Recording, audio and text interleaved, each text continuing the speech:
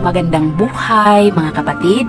Ngayon ay ibabahagi ko sa inyo ang 10 halamang gamot para sa kati-kati sa balat na dulot ng fungal infection. So katulad ng muni, an-an, alipunga, hadhad, or sa mga butlig-butlig, galis.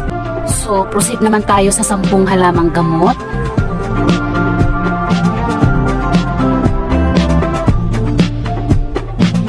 So number 1, Citronella. Ang citronella ay isa sa pinakamabisang halamang gamot para sa mga fungal infection at pwede rin itong pang-remedy sa mga alagang hayop para makontrol ang kuto or mga garapata. Ito ay maaaring pakuluan at ipanglanggas at maaari din itong dikdikin, kuliktahin ang katas at i-apply sa malinis na affected area. At para sa mas mabisa na epekto at available anytime, maaari tayong gumawa ng citronella oil. So, paano ba ginagawa ang citronella oil? Ito ay dinidikdik hanggang sa magkatas at haluan ng coconut oil at pakuluan sa pinakamahinang apoy or temperature. At tungkol naman sa pag-apply or paggamit ng citronella oil, mahalaga na laging malinis ang balat bago natin lalagyan ng citronella oil. Ang citronella oil ay maaari ding ipangpahid sa buhok para makontrol ang balakubak, kuto, at pwede rin itong i-apply or ipahid sa balat para makaiwas sa lamok.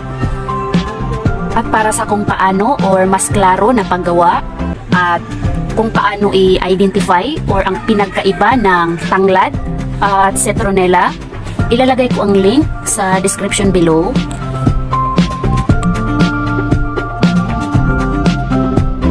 Pangalawa, eucalyptus. So, ang eucalyptus ay nagtataglay ng antifungal at antibacterial properties. So, ginagamit din ito as natural remedy sa mga fungal infections at mga sakit sa balat na dulot ng bakterya, or pwede rin itong gamitin pang insect repellent. So pwedeng gamitin ang katas at maaari din gamitin ang eucalyptus oil.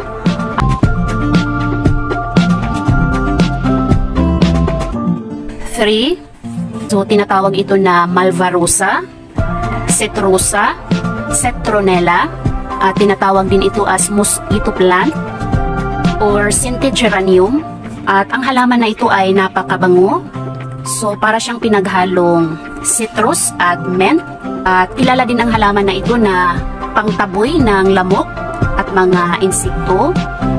Ang malvarosa ay isa rin sa ginagamit as natural remedy sa mga problema sa balat. At pwede itong gamitin as panglanggas or pangligo. At pwede rin gamitin ang katas pang-apply sa affected area. So para sa kung paano ang paggawa ng malvarosa oil at iba pang benefits and uses, ilalagay ko ang link sa description below.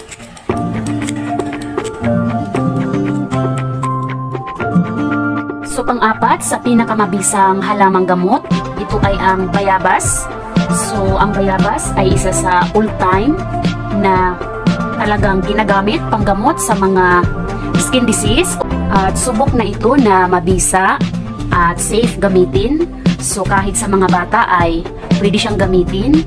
Pakuluan ang dahon ng bayabas at ipanglanggas or ipangligo ang maligamgam na pinaglagaan ng dahon ng bayabas. At pwede ring dikdikin o i-blender at kuliktahin ang katas at i-apply sa affected area. Ang dahon ng bayabas ay isa rin sa pinakamabisang halamang gamot para sa mga fungal, mga kati-kati sa private part. Gumamit ng pinakuluan or pinaglagaan ng dahon ng bayabas. Ilagay ito sa planggana. Ibabad ang private part habang ito ay maligamgam.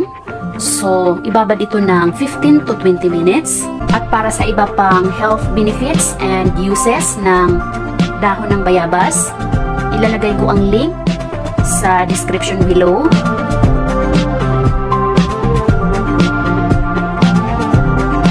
Panglima, mugwort o damong Maria. At tinatawag din ito na Artemisa or Hilbas. So, ang damong Maria ay isa sa ginagamit as main ingredient sa mga pang skincare dahil nagtataglay ito ng powerful healing properties at mayroon din itong vitamin E, antioxidant at nakakatulong din ito makaprotect, makanourish, makahydrate ng skin at mayroon din itong antifungal at antibacterial properties at ginagamit din ito pang remedy sa mga pimples, acne, irritation at sa mga pigsa.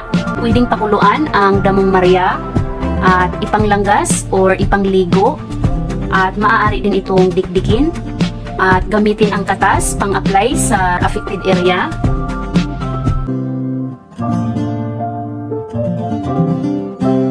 Number 6, sambong. So, ang ginagamit dito ay ang katas at pwede rin gamitin ang pinaglagaan ng sambong, panglanggas or pangligo. At safe din ito gamitin kahit sa mga bata. Number 7, malunggay. At safe din itong gamitin. So, pwede rin siyang gamitin kahit sa mga bata. At ang ginagamit naman dito ay ang katas. So, pwede siyang dikdikin or i-blender at i-apply ang katas sa affected area. At pwede rin itong gamitin pang skincare dahil ang malunggay ay nakakatulong para magpaganda ng skin.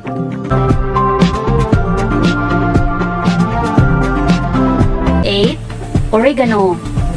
So, ang ginagamit dito ay ang katas at pwede rin itong pakuluan at ipanglanggas or ipangligo ang pinaglagaan at para convenient at readily available kapag kakailanganin, maaari din tayong gumawa ng DIY na oregano oil.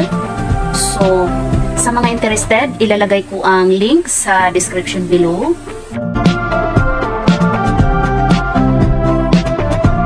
Number 9, bay leaf or dahon ng laurel.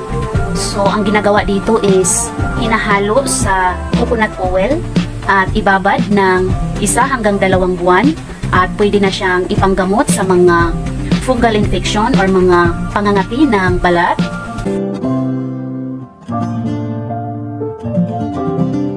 So, last number, sage. So, ang sage ay isa sa pinakamagandang halamang gamot para sa pangangati or mga fungal infection at ang ginagamit dito ay ang katas. Maaari tayong gumawa ng DIY sage oil. Haluan natin ng coconut oil. Dagdag ko lang ang iba pang mga halamang gamot para sa mga pangangati ng balat. So, pwedeng gamitin ang aloe vera, dahon ng banaba, gumamela, pwede rin gamitin ang madri cacao or kakawati. Maaari din gamitin ang makabuhay or sanga ng makabuhay, papaya, akapulko, pansit-pansitan, at makahiya. Tatandaan natin na isa sa mga pangunahing dahilan ng pangangati ng balat ay ang fungi, bakterya at insekto. So, mahalaga na samahan natin ng tamang hygiene at kalinisan sa ating mga pang-araw-araw na ginagamit at sa ating tahanan para maiwasan ang hawaan at gumaling ang sakit sa balat. So, ayan lang for now. Sana kahit papano ang video na ito ay makatulong sa inyo. Sa mga may tanong, request, suggestion o correction, just comment down below. At sa mga interested sa ganitong topic or content, please consider subscribing or follow my Facebook page. Maraming salamat sa panonood and God bless us all.